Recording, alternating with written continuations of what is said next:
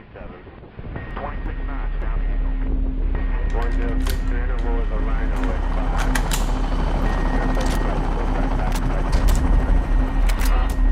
Good.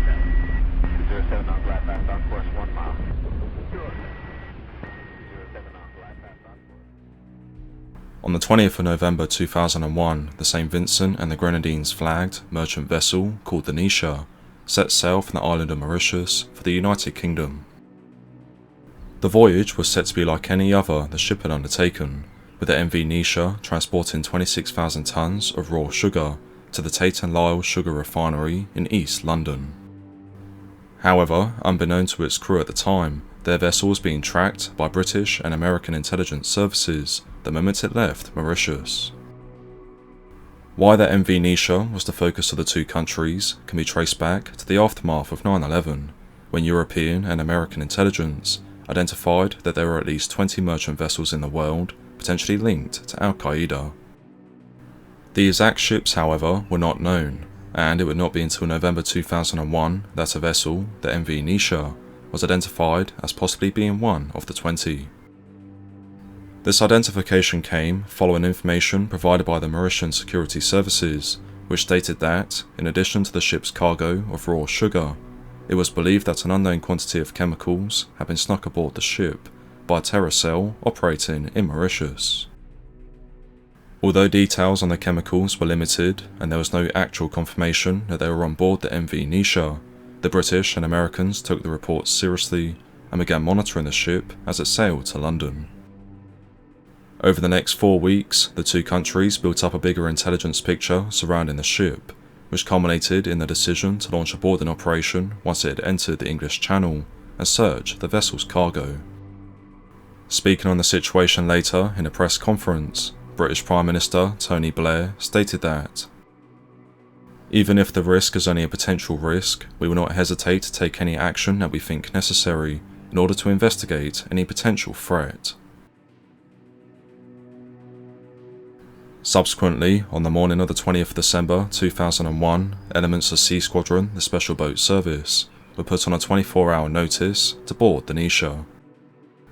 Uniquely, with the bulk of the S.B.S. committed to the war in Afghanistan, the squadron was to be reinforced by the additional 26 men from the 22 S.A.S. Regiment to bring the squadron's total troop strength to up to 70 soldiers. Meanwhile, at Her Majesty's Naval Base Devonport, the Royal Navy's Type 23 frigate, HMS Sutherland, was likewise raised to high alert, whilst a force of 2 Chinook, 2 Lynx and 3 Sea King helicopters were assembled at RNAS Yeovilton. For the remainder of the 20th of December, preparations continued at full speed and briefings were issued, until, in the early morning hours of the 21st of December, the task force was given the green light to board the MV Nisha, which was codenamed Operation Ocean Strike. First to deploy was HMS Sutherland, which left Devonport with half a sea squadron embarked and began trailing the Nisha as it sailed along the southern coast of England.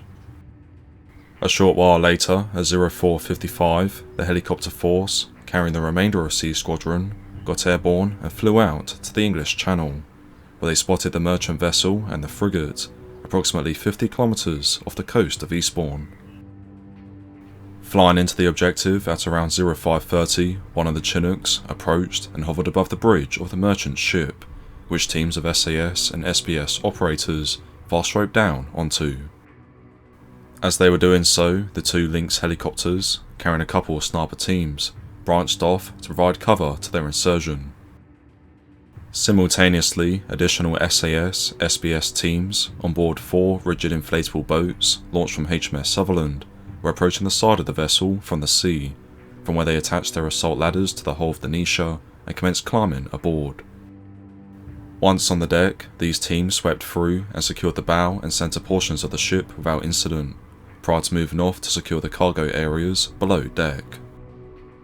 Meanwhile, back at the bridge, the second Chinook had come in and, like before, its onboard assault teams fast roped down and onto the roof of the structure. Here they linked up with the rear elements of the first Chinook group, whose forward teams were already making their way through the bridge, methodically clearing each room and hallway. By 0600, the bridge was declared secured, and the Nisha's 16 crewmen had been taken into custody. Below deck, the seaborne teams were likewise making swift progress as they advanced along the walkways, scanning the dark areas with their torches in search of anything that would be considered a threat. By 0600, they too had secured their objectives. With the MV Nisha in British hands, work can now begin on searching for the reported chemicals, with the 3 Sea King helicopters bringing in bomb disposal teams and counter-terrorism officers, whilst the crew from the Royal Navy was dispatched to take over control of the ship.